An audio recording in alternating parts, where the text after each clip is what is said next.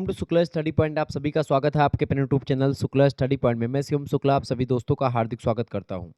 आज की वीडियो के माध्यम से हम चर्चा करेंगे समाज शास्त्र के पेपर 2 से बनने वाले बहुत ही महत्वपूर्ण लिखित टाइप के प्रश्नों के बारे में, यानी कि सब्जेक्टिव क्वेश्चंस के बारे में, जिसमें अति लघु उत्तरीय, लघु उत्तरीय और दीर्घ उत्तरीय प्रश्नों के बारे में मैं चर्चा करूंगा। बीए के छठवें सेमेस्टर में जब आप होते हैं तो समाज शास्त्र में आपको gender and society paper number 2 में पढ़ना पड़ता है। पेपर 1 की अगर बात की तो पेपर 1 में आपको पॉइनियर्स ऑफ सोशियोलॉजी यानी इंडियन सोशियोलॉजी, भारतीय समाज शास्त्र के पथ प्रदर्शक या प्रणेता भारतीय समाज शास्त्र के, उनके बारे में जानना होता है। तो उसका मॉडल पेपर मैं दे चुका हूँ। पेपर 2 का मॉडल पेपर के लिए लगातार आप कमेंट्स कर रहे थे, तो मैंने सोचा बिल्कुल देनी चाहिए, तो मैं हाजिर हूँ आप लोगों के समक्ष। ठीक है, तो आज के वीडियो के माध्यम से लिंग और समाज से बनने वाले बहुत ही महत्वपूर्ण अति लघु उत्तरीय, लघु उत्तरीय और दीर्घ उत्तरीय प्रश्नों पर चर्चा होने वाली है। तो वीडियो को अंत तक जरूर देख लीजिएगा।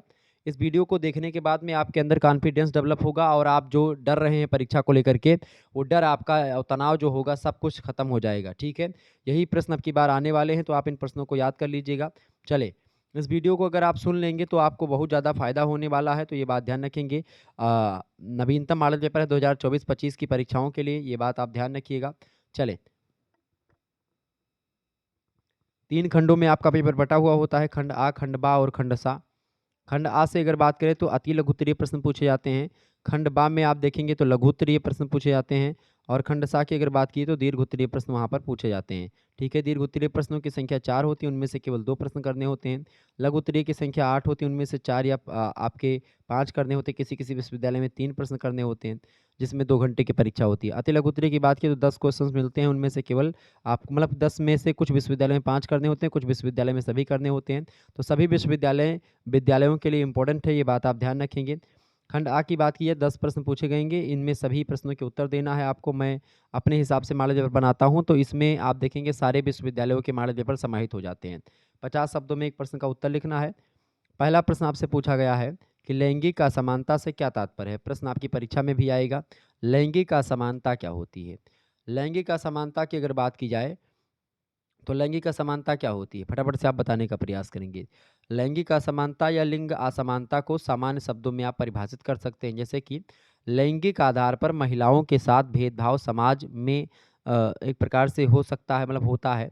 लेकिन लैंगिक आधार पर आप देखते हैं समाज में परंपरागत रूप से महिलाओं को कमजोर जाति वर्ग के रूप में माना जाता है। तो जब लिंग के आधार पर किसी को भेद मतलब किसी का भेदभाव किया जाएगा, मतलब कि समझ रहे हैं चीज़ों को ना, यानी कि जैसे महिला है तो उसको समाज में उतनी प्रतिष्ठा नहीं मिल रही जितनी एक पुरुष को मिल रही है, क्योंकि पितृसत्तात्मक व्यवस्था है, पितृसत्तात्मक समाज है। तो ऐसी स्थिति में जब एक प्रकार से क्या होता है, लैंगिक असमानता का तात्पर्य लैंगिक आधार पर महिलाओं के साथ भेदभाव से है। परंपरागत रूप से समाज में महिलाओं को कमजोर वर्ग के रूप में देखा जा रहा है, यानी महिलाओं को हमेशा एक प्रकार से कहीं न कहीं पे नीचे ही रखा गया है।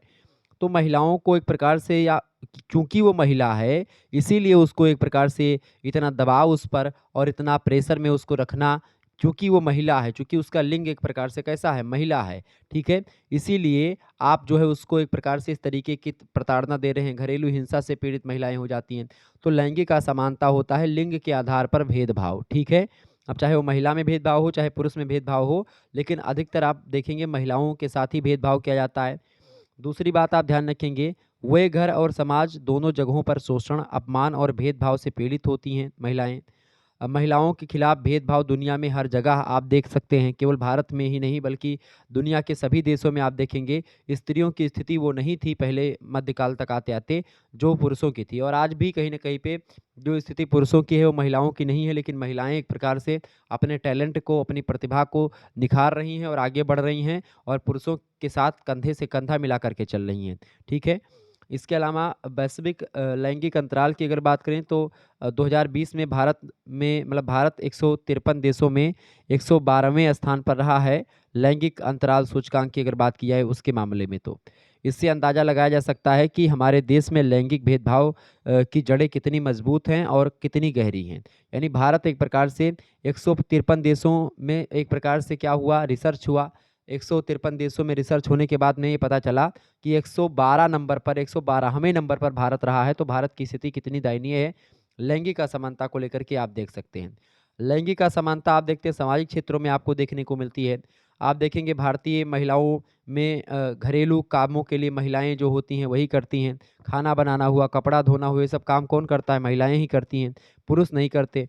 दूसरी बात, आर्थिक क्षेत्र में आप देखेंगे लैंगिक असमानता।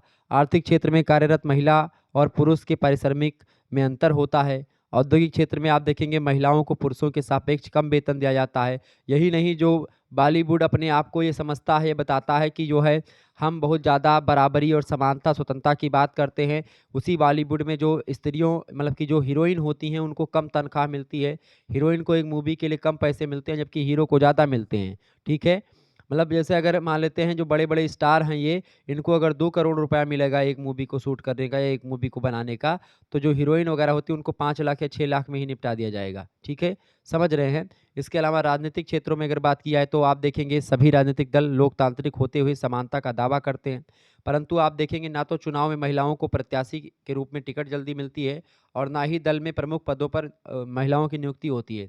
ये आप देखेंगे जैसे राष्ट्रपति जी श्री मतलब कि जो मुर्मू जी हैं, द्रौपदी मुर्मू जी, ये तो एक प्रकार से बना दी गई हैं। बाकी आप देखेंगे कि पहले इतना ज़्यादा नहीं था, अब होने लगा धीरे-धीरे बड़े-बड़े पदों पर महिलाएँ एक प्रकार से बैठने लगी हैं, ठीक है?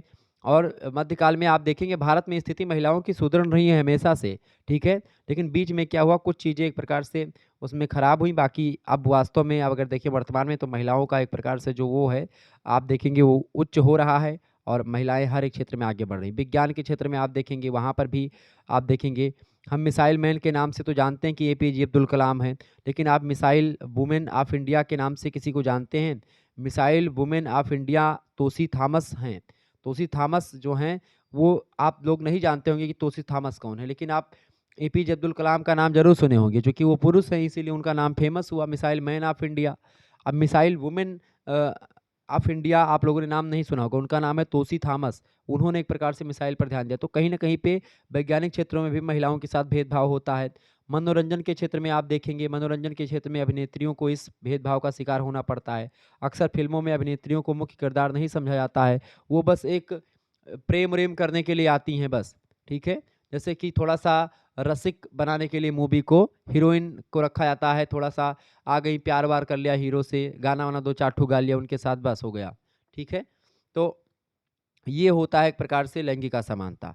यानी कि लिंग के आधार पर जब भेदभाव किया जाए महिला और पुरुष में कि तुम महिला हो तो तुमको ये नहीं मिलेगा, तुम पुरुष हो इसीलिए तुमको ये मिलेगा, ये होता है। ठीक है? तो ये भेदभाव ही लैंगिक असमानता है।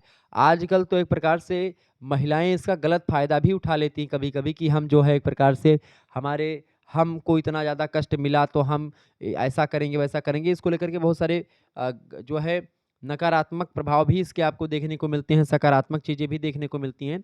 तो लैंगिक असमानता आपके समझ में आ गई होगी। दूसरा प्रश्न है जेंडर से आप क्या समझते हैं? जेंडर किसे कहते हैं? जेंडर की अगर बात की जाए तो जेंडर जो है आप लिखेंगे कि ये अंग्रेजी शब्द है जेंडर, ठीक है? जिसका अर्थ मतलब क्या होता है? जेंडर का मतलब जेंडर अंग्रेजी भाषा का शब्द है जिसका अर्थ सेक्स नहीं होता है। जैसे आप देखते हैं जैसे एक होता है लिंग, ठीक है? एक होता है आपका जो है मतलब एक जेंडर होता है और एक सेक्स होता है, दोनों में अंतर होता है, ठीक है? तो जो एक प्रकार से अगर बात की जाए जेंडर और सेक्स में अंतर भी है और चूँकि बोलचाल की भाषा में आप दोनों समझते हैं कि दोनों बातें एक ही हैं, ठीक है? लिंग और जेंडर की बात एक ही है, लेकिन दोनों में कहीं न कहीं पे कुछ अंतर होता है, ठीक है? जेंडर शब्द की अगर बात की जाए तो 1970 के दशक में सामान्य प्रचलन में आया जेंडर शब्द। इस शब्द का प्रयोग एक विश्लेषणात्मक वर्ग की तरह किया जाता है, जिसमें महिला-पुरुषों के बीच जैव शारीरिक भेदों व उनके आधार पर पुरुषोचित और स्त्रियोचित व्यवहार की व्याख्याओं में अंतर किया जा सके। मतलब जो शारीरिक भेद हैं, उनके हिसाब से और जो उनके वैचारिक द्वंद्व हैं या जो उनका जो मन है, पुरुषों की जो विचारधारा है और स्त्रियों की विचारधारा, उसकी व्याख्याओं में अंतर किया जा सके, इसके लिए इस शब्द का प्रयोग किया गया। महिला और पुरुष के बीच जैविक या जैव शारीरिक भेद पूरी दुनिया में लगभग समान है। आप देखेंगे हर जगह महिला और पुरुष के जो शारीरिक अंग होते हैं, शारीरिक ढांचे होते हैं, उनमें बदलाव आपको सारी दुनिया में एक जैसा मिलेगा। परंतु समाजों में आप देखेंगे बहुत सारे समाजों में, चूँकि पुरुषोचित जब मानसिकता वाले समाज में होते हैं, तो वहाँ पर अलग मतलब कि जो चित्त वाला होता है, जैविक तो समानताएँ होती हैं। जैविक जैसे महिला, अमेरिका की महिला और भारत की महिला, उसमें तो शारीरिक अंग जो होंगे सभी के वही होंगे, समान होंगे। पुरुष के सारी चीज़ें ऐसी होंगी। लेकिन क्या होता है कि मतलब समाजों में पुरुषोचित और स्त्रियोचित व्यवहारों की व्याख्या में आप देखेंगे, तो बहुत ज़्यादा अंतर आपको दिखेगा। जेंडर एक सांस्कृतिक सामाजिक संप्रत्यय है, मतलब कि महिला में किस प्रकार, मतलब में किस प्रकार भेद करता है ये, ठीक है, समाज पुरुष में, और उनसे किस प्रकार की प्रत्याशाएं रखता है। समाज यह तय करता है कि स्त्री और पुरुषों को किस प्रकार की भूमिकाएं निभानी है। समाज ये बताता है कि स्त्रियां ये कर सकती हैं, ये नहीं कर सकती हैं, पुरुष ये कर सकता है, ये नहीं कर सकता है। तो इस तरीके से ये होता है इसका एक प्रकार से मतलब। तो जेंडर एक प्रकार से वही है, बोलचाल की भाषा में आप जेंडर का मतलब लिंग से समझते हैं, ठीक है। तो यही होता है जेंडर आपका, महिला और पुरुष, ठीक है।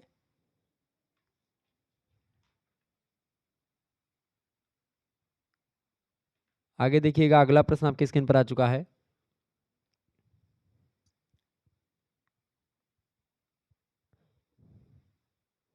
आगे बढ़ते हैं और भी चीज़ों को जानने का प्रयास करते हैं।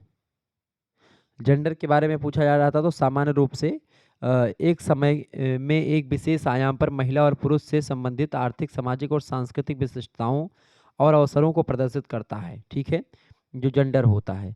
जेंडर का जुड़ाव सामाजिक पक्ष से होता है, जैविक पक्ष से नहीं होता है। परंतु जो सेक्स होता है वो शरीर के रूप में शरीर के आकार का प्रतिनिधित्व करता है, यानी कि जो जेंडर है वो मनोवैज्ञानिक है और इसकी अभिव्यक्ति सामाजिक है। परंतु जो सेक्स होता है, लिंग होता है, वो संरचनात्मक प्रारूप को धारण किए हुए है, ठीक है, ये बात आप ध्यान रखेंगे। क्लियर। जैसे अगर बताऊं तो जन्म से ही महिलाओं और पुरुषों के बीच कुछ विशेष तरीके से भेदभाव करने का प्रयास आरंभ कर दिया जाता है और इसी अंतर को एक प्रकार से जीवन भर बनाए रखा जाता है। तो जेंडर लिंग शब्द अंग्रेजी के शब्द जेंडर का हिंदी रूपांतरण है और सामान्यतः लिंग शब्द का प्रयोग पुरुष और स्त्रियों के गुणों के एक प्रकार से अनुकूलन के तथा उनके समाज के द्वारा अपेक्षित व्यवहारों के लिए किया जाता है, यानी कि सामाजिक और मनोवैज्ञानिक एक प्रकार से अंतर से रिलेटेड होता है जेंडर। तीसरा क्वेश्चन आपकी स्क्रीन पर आ चुका है, समाजीकरण की परिभाषा दीजिए। समाजीकरण क्या होता है, इसके बारे में बताएं। समाजीकरण की अगर बात की है तो इसको अंग्रेजी में बोलते हैं सोशलाइजेशन। समाजीकरण की प्रक्रिया के द्वारा ही कोई व्यक्ति जो होता है एक व्यक्ति बनता है, यानी कि पहले व्यक्ति जब पैदा होता है तो पशु के समान होता है, यानी कि उसमें ना तो भाषा का विकास होता है, ना बोलने की शैली होती, बस वो केवल रोता है और बच्चा कुछ नहीं जानता है। धीरे धीरे क्या होता है, समाज के संपर्क में, परिवार के संपर्क में बच्चा रहता है और सामाजिक नियमों को, सामाजिक बोली भाषा को, उठने बैठने के तौर तरीकों को, ये सब सीखता है। यही सीखना ही एक प्रकार से क्या कहलाता है, समाजीकरण कहलाता है। यानी समाजीकरण एक ऐसी प्रक्रिया है जिसके द्वारा एक जैविक प्राणी से या एक जैविक प्राणी में सामाजिक गुणों का विकास होता है और वह सामाजिक प्राणी बनता है। इस प्रक्रिया के द्वारा व्यक्ति समाज और संस्कृति के बीच में रह करके तमाम साधनों के माध्यम से सामाजिक गुणों को सीखता है, जो सोशल नॉर्म्स होते हैं, सामाजिक मानदंड होते हैं, सामाजिक जो नियम होते हैं, सामाजिक रीति रिवाज व्यवहार जो होते हैं, उनको सीखता है, उनको जानता है। यही प्रक्रिया समाजीकरण की प्रक्रिया कहलाती है। ग्रीन महोदय कहते हैं कि समाजीकरण वह प्रक्रिया है जिसके द्वारा बच्चा सांस्कृतिक विशेषताओं, आत्म और एवं व्यक्तित्व को प्राप्त करता है, आत्मा और व्यक्तित्व को प्राप्त करता है। फिशर कहते हैं कि समाजीकरण वह प्रक्रिया है जिसके फलस्वरूप व्यक्ति सामाजिक व्यवहारों को स्वीकार करता है और उसके साथ अनुकूलन करता है। तो ये है समाजीकरण। कुल मिलाकर के समाजीकरण एक सीखने की प्रक्रिया होती है। इस प्रक्रिया में क्या होता है, इस प्रक्रिया के द्वारा व्यक्ति अपने समाज की सांस्कृतिक व्यवस्था को ग्रहण करता है, अपने व्यक्तित्व का विकास करता है, उसकी पर्सनालिटी डेवलपमेंट होती है। इस प्रक्रिया के द्वारा सीखे गए प्रतिमानों के अनुरूप आचरण करता है और इससे सामाजिक नियंत्रण बना रहता है। तो इस तरीके से ये होता है आपका समाजीकरण। समाजीकरण के बारे में अगर बताऊं तो समाजीकरण की विशेषताएं अगर पूछी जाए तो क्या लिखेंगे। पहली विशेषता, समाजीकरण सीखने की प्रक्रिया है। दूसरी बात, समाजीकरण एक निरंतर चलने वाली प्रक्रिया, हमेशा चलती रहती है। तीसरी विशेषता, अनुकरण से प्रभावित होती, समाजीकरण सीखने से प्रभावित होती, जैसे जैसे आप सीखते हैं तो आपका समाजीकरण और भी डेवलप होता जाता है। इसके अलावा आत्मसातीकरण की प्रक्रिया है, इसको अपने आप में कोई चीज़ कोई कर रहा है तो उसको देख करके आप उस क्रिया को अपना लेते हैं, तो आत्मसातीकरण की क्रिया है। इसके अलावा पांचवी विशेषता लिख दीजिएगा, समाजीकरण की प्रक्रिया कैसी है, सापेक्षिक है। तो इस तरीके से समाजीकरण की ये प्रक्रिया है, इसके बारे में मैंने आपको बताया। चौथा क्वेश्चन आपकी स्क्रीन पर आ चुका है, परिवार से आप क्या समझते हैं। और परिवार जो है ये समाज की सबसे छोटी इकाई होती है। समाजीकरण में सबसे ज़्यादा भूमिका कौन निभाता है, परिवार ही निभाता है। परिवार की अगर बात की है तो सामाजिक व्यवस्था का महत्वपूर्ण आधार स्तंभ माना जाता है इसको, जिसका व्यक्ति के जीवन में प्राथमिक महत्व होता है परिवार का। परिवार सामाजिक संगठन का एक सार्वभौमिक और सार्वकालिक निर्माणक इकाई मानी जाती है। परिवार के द्वारा सामाजिक संबंधों का निर्माण होता है, जो समाज शास्त्र की विषय वस्तु भी है। आप देखेंगे कि मैलिनोवस्की कहते हैं कि परिवार एक मतलब परिवार ही एक ऐसा समूह होता है जिसे मनुष्य पशु अवस्था से अपने साथ लाया होता है। एल्मर अपनी पुस्तक सोशियोलॉजी ऑफ फैमिली में कहते हैं, लिखते हैं कि फैमिली शब्द का उद्गम जो हुआ है वो लैटिन शब्द फैमुलस से हुआ है, जो एक ऐसे समूह के लिए प्रयुक्त किया जाता था जिसमें माता पिता, बच्चे और नौकर या फिर उनके दास रहते हों। ठीक है, तो यही परिवार होता है। कुल मिलाकर के परिवार एक प्रकार की संस्था या एक समूह होता है जिसकी परिभाषा ऐसे नहीं दी जा सकती है जो सभी देश कालों के परिवारों के लिए सही है। कुल मिलाकर के चूंकि परिवार अलग अलग देशों में, अलग अलग समाजों में अलग अलग होते हैं। ठीक है, तो परिवार को साधारणतः ऐसे समूह के रूप में परिभाषित किया जा सकता है जिसमें पति पत्नी रहते हों, उनके बच्चे रह पाए जाते हों, जिसमें इन बच्चों की देख रेख तथा पति पत्नी के जो अधिकतर मतलब जो कर्तव्य होते हैं उनका समावेश हो, और कुल मिलाकर के पति पत्नी हो और उनके अविवाहित बच्चों से मिल करके एक प्रकार से जो परिवार मतलब जो इकाई बनती, समूह बनता है, परिवार कहा जाता है। कुल मिलाकर के परिवार की कोई सार्वभौमिक परिभाषा नहीं दी जा सकती, यूनिवर्सल परिभाषा जो जिसमें हमेशा बदलाव ना हो। परिवार की प्रक्रिया में, परिवार की संरचना में हमेशा बदलाव होता रहता है, इसीलिए परिवार की कोई एक परिभाषा सटीक नहीं है, लेकिन फिर भी विद्वानों ने अपने अपने हिसाब से इसकी परिभाषा देनी चाहिए।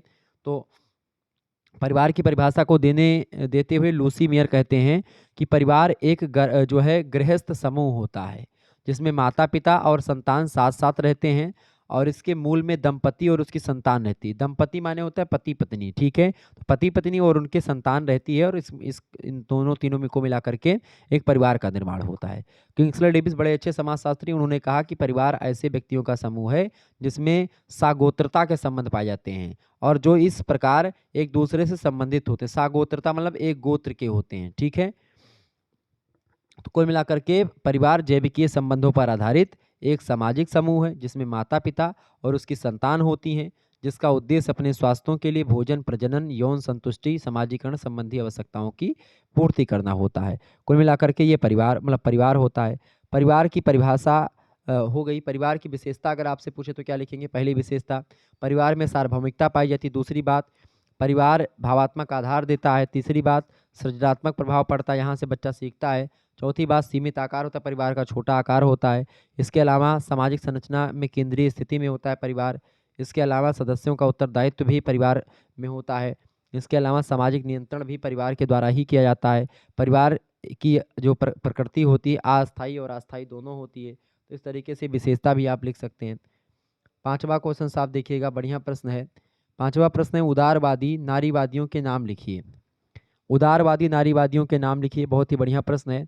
नारीवादी विचारकों से अगर बात की जाए तो नारीवादी सिद्धांतों का उद्देश्य लैंगिक असमानता की प्रकृति एवं कारणों को समझना और इसके फलस्वरूप पैदा होने वाले लैंगिक भेदभाव की राजनीति और शक्ति संतुलन के सिद्धांतों पर इसके अवसर की व्याख्या करना है। स्त्री विमर्श संबंधी राजनीतिक प्रचारों का जोर, प्रजनन संबंधी अधिकार, घरेलू हिंसा, मातृत्वावकाश, समान वेतन अधिकार, इसके अलावा यौन उत्पीड़न, भेदभाव और यौन हिंसा पर एक प्रकार से जो है ये काम करती है नारीवादी विचारधारा। नारीवाद में एक प्रकार से कई विचारक हुए हैं, उसमें उदारवादी नारीवाद, उग्रवादी नारीवाद और मार्क्सवादी नारीवाद, कई प्रकार के नारीवादी विचारक हुए हैं। उदारवादी नारीवाद की अगर बात की तो एक व्यक्तिवादी किस्म का नारीवाद है ये, जिसमें औरतें यह समझती हैं कि वह अपनी सोच और समानता पा सकती हैं। ठीक है, ये उदारवादी नारीवादियों की सोच है। उदारवादी नारीवादियों का मानना है कि सामाजिक संस्थाओं में औरतों की आवाज़ और उनकी पहचान का सही मायने में प्रतिनिधित्व नहीं हो पाता, इसीलिए वो पीछे रह जाती हैं। उनका कहना है कि इसकी वजह से औरत के प्रति भेदभावपूर्ण नियम और कानून हैं, इसी कारण औरतें विकास से वंचित रह जाती हैं, चूँकि इसमें हमारी ही कमी है। ठीक है, कुल मिलाकर के उदारवादी नारीवादियों का एक प्रकार से उत्पीड़न पर कई विद्वानों ने विश्लेषण किया है, जिनमें पहली व्यक्ति हैं मैरी वॉलस्टोनक्राफ्ट। ठीक है, उनका नाम लिख लीजिएगा, मैरी वॉलस्टोनक्राफ्ट जो हैं, इन्होंने महिला उत्पीड़न पर विश्लेषण किया। उदारवादी नारीवादी हैं मैरी वॉलस्टोनक्राफ्ट, एक समाजशास्त्री मतलब समाजशास्त्री भी हैं, पॉलिटिकल साइंटिस्ट भी हैं ये। ठीक है, 1759 ईस्वी से लेकर के 1799 ईस्वी में इन्होंने बड़ी ज़बरदस्त चीज़ें करी। इसके अलावा जॉन स्टुअर्ट मिल की पुस्तक सब्जेक्शन ऑफ वुमेन में vindication of the right of women तमाम प्रकार के लेख लिखे गए। उन्होंने उन महिलाओं के मुद्दों को संशोधित किया जिन्होंने औद्योगिक पूंजीवाद की आधी के कारण अपनी सामाजिक स्थिति में गिरावट का अनुभव किया। उन्होंने कहा कि लड़कियों को लड़कों के समान शिक्षा प्राप्त करनी चाहिए और वे तर्कसंगत क्षमताओं का विकास तभी उनके अंदर हो पाएगा। यानी मैरी वोllस्टोनक्राफ्ट हो गई, जॉन स्टुअर्ट मिल हो गए, ये सब नारीवादी विचारक हैं। इसके अलावा हैरियट टेलर और जॉन स्टुअर्ट मिल, इन्होंने भी एक प्रकार से बढ़िया काम किया।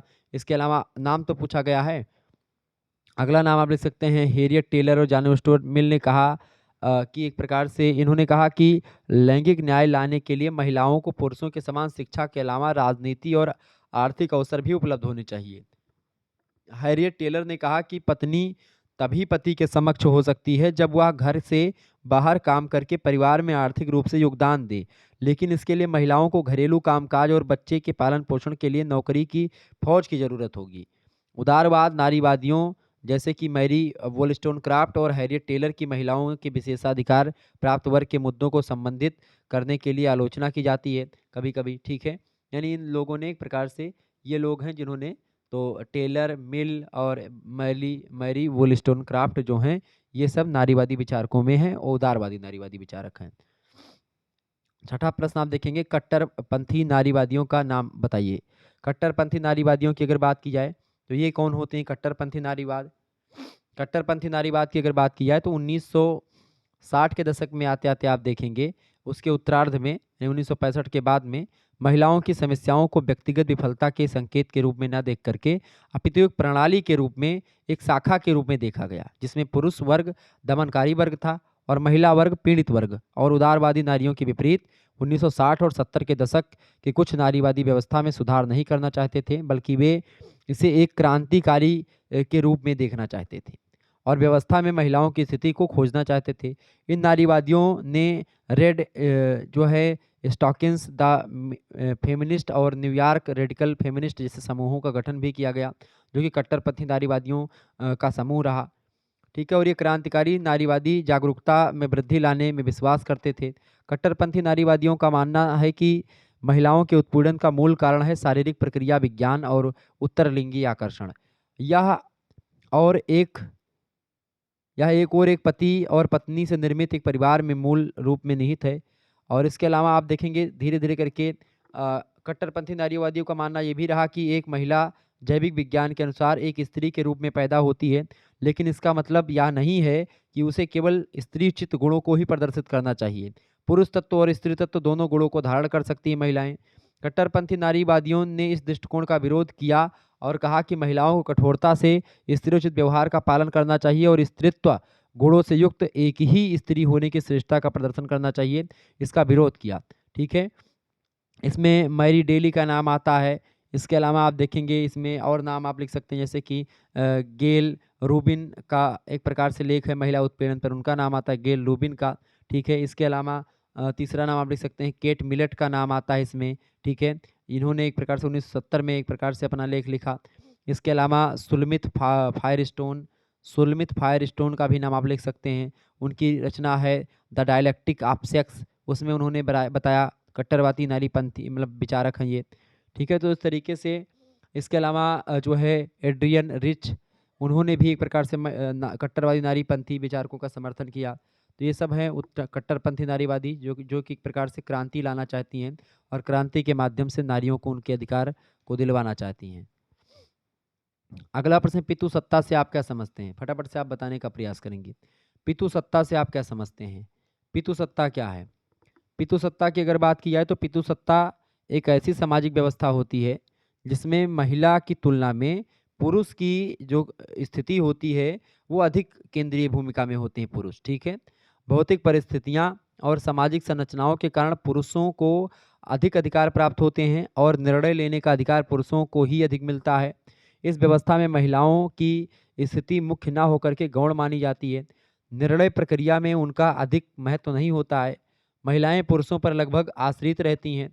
घर की वस्तुएं, जमीन जायदाद आदि पुरुषों के नाम पर ही होता है। यहाँ तक कि बच्चों की पहचान भी पिता के नाम से ही होती है, माता के नाम से नहीं होता। आपसे पूछेंगे आप किसके पुत्र हो, तो आप ये बताओगे कि मैं जो है पिताजी का नाम अपने आप लोगे, अपनी माता जी का नाम कभी नहीं बताते हैं, ठीक है। तो ये पूरी पितुसत्तात्मक व्यवस्था का ही एक प्रकार से परिणाम है। सामान्य रूप से पितुसत्ता को पुरुषों के द्वारा स्त्रियों के ऊपर प्रभुत्व की प्रणाली के रूप में समझा जा सकता है। पितुसत्ता के जरिए संस्थाओं के खास समूह को पहचाना जा सकता है। कुल मिलाकर के पितृसत्ता की परिभाषा को देते हुए सिल्विया बेबली एक विद्वान है, उन्होंने कहा कि पितृसत्ता को सामाजिक संरचना और क्रियाओं की एक ऐसी व्यवस्था के रूप में परिभाषित किया जा सकता है जिसमें पुरुषों पर या पुरुषों का स्त्रियों पर वर्चस्व रहता है और वे उनका शोषण, उत्पीड़न ये सब करते हैं। घरेलू हिंसा का शिकार महिलाएं ही होती हैं, अधिकतर पुरुष नहीं होते हैं। ठीक है। गर्दा नर्र का कहना है कि पितृसत्ता परिवार में स्त्रियों और बच्चों पर पुरुषों के वर्चस्व की अभिव्यक्ति और संस्थागतकरण तथा सामान्य रूप से स्त्रियों पर पुरुषों के सामाजिक वर्चस्व का विस्तार है। इसका अभिप्राय यह है कि पुरुषों का समाज के सभी महत्वपूर्ण सत्ता प्रतिष्ठानों पर नियंत्रण होता है पुरुषों का, और स्त्रियां ऐसी सत्ता तक पहुंचने से वंचित रह जाती हैं। कुल मिलाकर के मतलब यह नहीं है कि महिलाएं पूरी तरह शक्तिहीन या पूरी तरह अधिकारों, प्रभावों और संसाधनों से वंचित हैं। इस व्यवस्था की खास बात इसकी विचारधारा है, जिसके तहत विचार प्रभावी रहता है और पुरुष स्त्रियों से अधिक श्रेष्ठ होते हैं और महिलाओं पर पुरुषों का नियंत्रण होता है या होना चाहिए। इस व्यवस्था में महिलाओं को पुरुषों की संपत्ति माना जाता है कि महिलाएं एक प्रकार से एक वस्तु हैं। ठीक है, एक पुरुषों की संपत्ति है, पुरुष जो कहेगा वो करेंगी। ये पितृसत्तात्मक परिवार या पितृसत्तात्मक व्यवस्था में होता है और दुनिया के अधिकतर समाजों में आप देखेंगे पितृसत्तात्मक व्यवस्था ही है। ठीक है।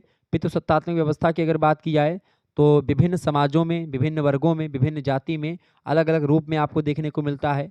इसका रूप गतिशील है क्योंकि यह इतिहास से संबंधित है, निरंतर बदलती रहती है।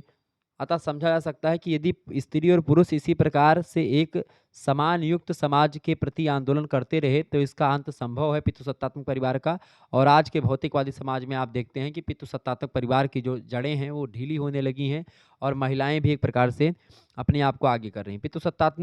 पितृसत्ता एक सामाजिक प्रणाली है, पहली बात, विशेषता, पहली विशेषता। दूसरी विशेषता जो है यह एक पारिवारिक प्रणाली है जिसमें पुरुष की भूमिकाएं स्त्रियों की भूमिकाओं से ऊपर होती हैं पितृसत्ता में। तीसरी बात, पितृसत्ता व्यवस्था में समाज, अर्थव्यवस्था, राज्य व्यवस्था और धर्म इत्यादि में पुरुष का ही वर्चस्व होता है। चौथी बात, पितृसत्तात्मक व्यवस्था में पुरुष समस्त गतिविधियों का केंद्र बिंदु होता है, मतलब परिवार की समस्त क्रियाएं उसी के चारों ओर घूमती रहती हैं। इसके अलावा पितृसत्तात्मक व्यवस्था में समस्त महत्वपूर्ण नीतिगत निर्णय जो होते हैं पुरुषों के द्वारा ही लिए जाते हैं। महिलाएं उसमें केवल मात्र एक पक्ष अपना बता सकती, बाकी उनके निर्णय नहीं माने जाते। इसके अलावा इस प्रकार की व्यवस्था में आर्थिक मुद्दों पर पुरुषों का अधिकार होता है, लेकिन अब धीरे धीरे करके जो स्त्रियां हैं अपने टैलेंट का प्रयोग करके अपने प्रतिभा को एक प्रकार से निखार रही हैं और दिखा रही हैं कि भाई आप ही नहीं निर्णय ले सकते, मैं भी ले सकती हूँ। निर्णय लेने के चक्कर में क्या होता है, कभी कभी महिलाओं में देखा गया है कि महिलाएं इमोशनल बहुत जल्दी हो जाती हैं। ठीक है, किसी मुद्दे को लेकर के। ठीक है, तो उसमें निर्णय लेने में वो थोड़ा सा गड़बड़ी कर देती हैं, इसीलिए जो है आप देखते हैं कहीं कहीं विचारक इस बात की आलोचना भी करते हैं। लेकिन फिर भी महिलाएं एक प्रकार से जब वो पढ़ी लिखी होती हैं, जब वो जानकार होती हैं, तो हर एक मुद्दे को सोच समझ करके या नेतृत्व करने की बात हुई या हर एक चीज़ में आप देखते हैं महिलाएं अब बढ़ चढ़ करके भाग ले रही हैं और आगे बढ़ रही हैं। ठीक है, आगे बढ़ते हैं और भी चीज़ों को जानने का प्रयास करते हैं। अगला प्रश्न 8वां नंबर प्रश्न देखेंगे, श्रम विभाजन की परिभाषा दीजिए। श्रम विभाजन क्या होता है? श्रम विभाजन का अर्थ होता है किसी वस्तु के उत्पादन की क्रियाओं को कई खंडों में, कई उपखंडों में बांट करके एक प्रकार से श्रमिकों के विशेष समूह को उसकी अभिरुचि, उनकी क्षमता के अनुसार उनके कार्यभार को सौंप देना। ठीक है, उसी को श्रम विभाजन कहते हैं। प्रत्येक श्रमिक विभाजन जो होता है बृहद पैमाने पर होने वाले कुल उत्पादन के एक छोटे से भाग का ही उत्पादन होता है और यही श्रम विभाजन होता है। उदाहरण के लिए कपड़े बुनने के कार्य में रुई घुमाना, सूत काटना और बुनना, सूत रंगना, ये तमाम प्रकार के चरण होते हैं। इन पृथक पृथक चरणों को पृथक पृथक श्रमिकों के द्वारा संपन्न कराया जाता है, तभी श्रम विभाजन कहलाता है। जैसे कि मान लेते हैं, जैसे कोई व्यक्ति है, अब मान लेते हैं कि कोई काम आप कर रहे हो, तो कोई व्यक्ति मान लेते हैं जो है आप कोई काम उदाहरण ले लो 1 मिनट के लिए। जैसे कोई चीज़ बनाना हुआ मान लेते हैं, तो एक व्यक्ति कोई दूसरा चीज़ बनाएगा, दूसरा कोई कुछ दूसरा करेगा। जैसे मान लेते हैं कि एक होटल से उदाहरण ले लो, तो एक होटल पर क्या होता है, कुछ लोग क्या करेंगे, तड़का-वड़का काटेंगे, कुछ लोग क्या करेंगे, उसको फ्राई करेंगे अच्छे से, कुछ लोग क्या करेंगे, सर्व करेंगे उसको, यानी दूसरे तक ले जाएँगे, पहुँचाएँगे, कुछ लोग बर्तन धुलेंगे। यानी एक ही काम में कई लोग आप अपना-अपना काम करते हैं, अपनी क्षमता, अपने टैलेंट के अकॉर्डिंग। तो वही श्रम विभाजन होता है। श्रम विभाजन वास्तव में आप देखेंगे तो पहले जैसा था कि ब्राह्मणोऽसि मुखामासीत् बाहुराजान्यः कर्ता उरुतस्य वैश्याः पादाभ्याम शूद्रो अजायतः। वैदिक वेदों में आप देखेंगे ब्राह्मण जो है काम करते थे, अध्ययन अध्यापन का उनकी क्षमता थी, उनके अंदर टैलेंट था, तो वो लोग पढ़ाते लिखाते थे लोगों को। क्षत्रियों के अंदर पावर थी, बल था, वो लोग रक्षा करते थे, शिकार करते थे, लोगों से बचाते थे, मतलब लोगों को, ठीक है, क्षत्रिय लोग। वैसे लोगों के पास दिमाग था, वो लोग क्या करते थे, वो लोग जाकर के व्यापार करते थे, ठीक है।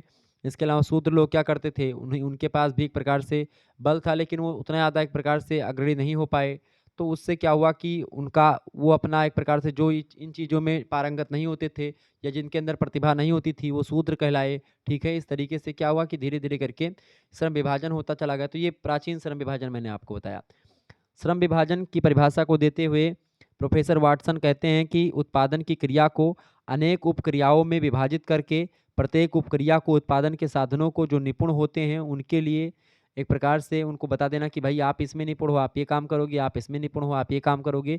जो जिसके लायक होता है श्रम विभाजन में, वो वैसा उसको काम दिया जाता है। कोई प्रोफेसर बनेगा, कोई असिस्टेंट प्रोफेसर बनेगा, कोई कर्मचारी बनेगा, कोई बाबू बनेगा, कोई चपरासी बनेगा। तो जिस तरीके की आपकी पोस्ट होगी, जिस तरीके की आपका टैलेंट होगा, उसी तरीके से आपको पोस्ट मिलेगी। प्रोफेसर एच एल हैंसन कहते हैं कि श्रम विभाजन का कार्य आर्थिक क्रियाओं का विशिष्टीकरण होता है। श्रम विभाजन की अगर बात की जाए, श्रम विभाजन के कई लाभ होते हैं। उत्पादकों को लाभ होता है, श्रमिकों को लाभ होता है, उपभोक्ताओं को लाभ होता है, समाज को लाभ होता है। चूंकि श्रम विभाजन से जिसमें जिसकी निपुणता है उसको वही काम दिया जाता है, तो वो अच्छा काम कर लिया जाता है। तो ये श्रम विभाजन हो गया। आगे देखेंगे 9वां नंबर प्रश्न आपकी स्क्रीन पर आ चुका है। भारत में महिलाओं की वर्तमान स्थिति के बारे में कुछ बताएं। भारत में स्त्रियों के वर्तमान स्थिति के अगर बारे में मैं आपको बताऊं, तो भारत में महिलाओं की वर्तमान स्थिति जो है वो एक प्रकार से देखिए, पहली स्थिति जो है, पुरुष महिला साक्षरता दर में अंतर है। आपको बता दूं, हमारे समाज में पुरुषों और महिलाओं दोनों के लिए शिक्षा के अवसर की समानता को सुनिश्चित मतलब करने के सरकार के कई प्रयासों के बावजूद भी आज आप देखेंगे भारत में महिलाओं की जो साक्षरता दर है वो एक प्रकार से बहुत कम है पुरुषों की अपेक्षा। यानी पुरुष और महिला के बीच में साक्षरता दर जो है आज भी भारत में कम है, यानी शिक्षा के क्षेत्र में। दूसरा जो स्थिति वर्तमान में वो है, ग्रामीण भारत में विद्यालय दूर स्थित हैं और सुदृढ़ स्थानीय कानून व्यवस्था के अभाव में बालिकाओं के लिए स्कूल शिक्षा के लिए लंबी दूरी की यात्रा करना असुरक्षित लगता है और पेरेंट्स जो होते हैं वो भेजते नहीं अपनी बालिकाओं को दूर। तो इस तरीके से ये वर्तमान स्थिति। तीसरी बात, कन्या भ्रूण हत्या, दहेज और बाल विवाह जैसी पारंपरिक प्रथाओं ने भी समस्या में योगदान दिया। जहाँ कई परिवारों को बालिकाओं को शिक्षित करना आर्थिक रूप से अव्यावहारिक लगता है, तो वहीं पर आप देखें कुछ जो है परिवार कन्या भ्रूण को एक प्रकार से, मतलब कि कन्याओं को लोग देखना नहीं चाहते हैं, कन्या को मार देते थे। पहले बहुत ज़्यादा होता था ऐसे गाँव वगैरह में कि भाई पुरुष नहीं, मतलब लड़का नहीं हुआ तो आग कौन देगा, ठीक है, लड़का नहीं हुआ तो हमको मोक्ष नहीं मिलेगा। ऐसी कई मान्यताओं को एक प्रकार से लोग मानते हैं और ऐसी स्थिति में एक लड़के के चक्कर में एक प्रकार से क्या होता है कि स्त्रियों या लड़कियां जब हो जाती हैं, कन्याएं होती, तो उनको एक प्रकार से अलग दृष्टि से देखते हैं। उनको सोचते हैं कि नाकम हो गई, मतलब इनको नहीं होना चाहिए था, ये अगर चली जाती तो ज़्यादा ठीक रहता है। ऐसे लोग, कुछ लोग हैं ऐसी मानसिकता की, अब तो सारी मानसिकताएं खत्म होने लगी हैं, ठीक है। अब पुरुष और मतलब कि लड़का और लड़की में कोई समानता नहीं देख रहे हैं लोग, लेकिन पहले के समाजों में ऐसा होता था। इसके अलावा लैंगिक भूमिका के संबंध में रूढ़िग्रस्तता आप देख रहे होंगे।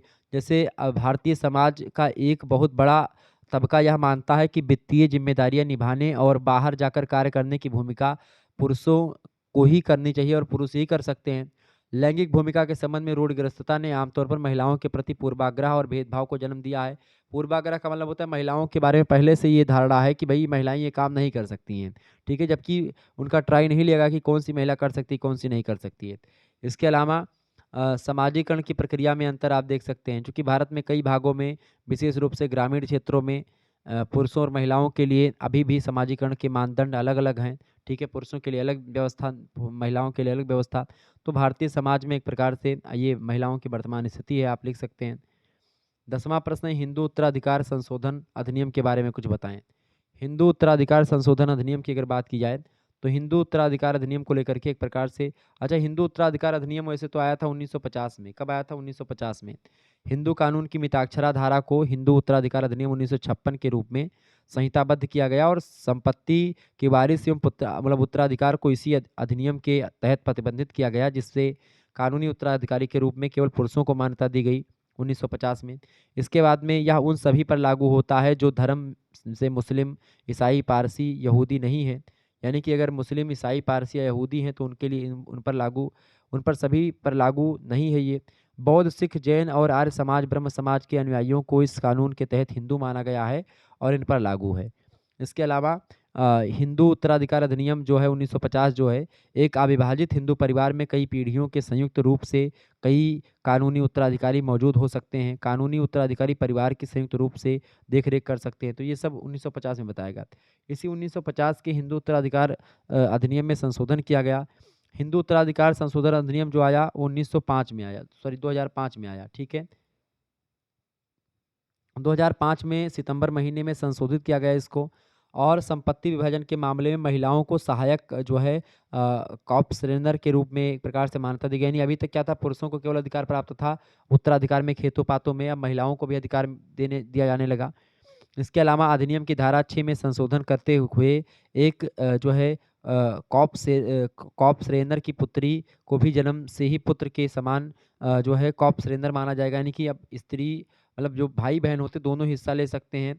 इसके अलावा इस संशोधन के तहत पुत्री को भी पुत्र के समान जो है कॉर्पसरेनर माना गया है। इस संशोधन के तहत पुत्री को भी पुत्र के समान अधिकार और देनदारियां दी गई हैं। यह कानूनी पैतृक संपत्ति और व्यक्तिगत संपत्ति में उत्तराधिकार के नियम को लागू करता है, जहां उत्तराधिकार को मतलब कानून के अनुसार लागू किया जाता है, ना कि एक इच्छा पत्र के माध्यम से। इसके अलावा विधि आयोग की 174वीं रिपोर्ट में हिंदू उत्तराधिकार अधिनियम में सुधार की सिफारिश की गई थी।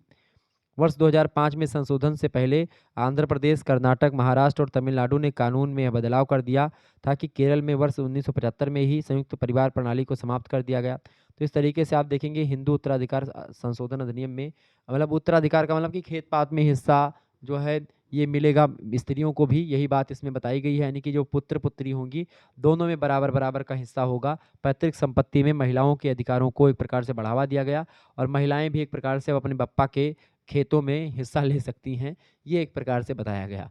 क्लियर? अब ना लें उनकी बात है, बाकी हिस्सा होता है, अगर वो चाहें तो ले सकती हैं। अगला प्रश्न है खंडवा में लघुत्तरीय प्रश्नों को आपको देखना पड़ेगा। लघुत्तरीय प्रश्नों की बात की है तो 4 या 5 प्रश्न करने हैं, 8 क्वेश्चन दिए गए हैं। 150 या 200 शब्दों में आपको प्रश्नों का उत्तर लिखना है। देखिए पहला प्रश्न है, भारत में महिला शिक्षा का वर्तमान परिदृश्य बताइए।